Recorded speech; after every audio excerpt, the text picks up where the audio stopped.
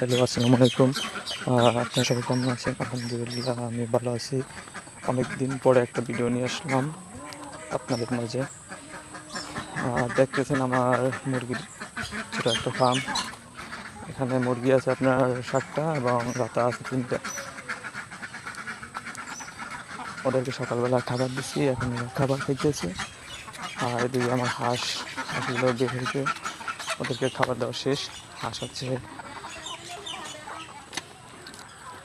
আর নতুন শেড বানিয়েছিলাম কয়েকদিন আগে, আপনারা দেখছেন। সেখানে কিছু বাচ্চা রাখছি, চীনা হাঁসের বাচ্চা।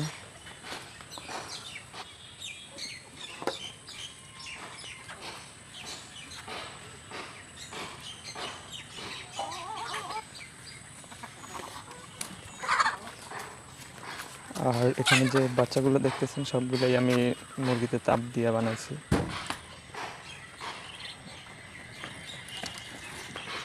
এখানে চীনা হাঁসের বাচ্চা আছে কিছু, 6 পিস। ওদের বয়স হইল আপনার 10 দিন। এখন সব কিছুই আস্তে আস্তে খাওয়া শিখতেছে।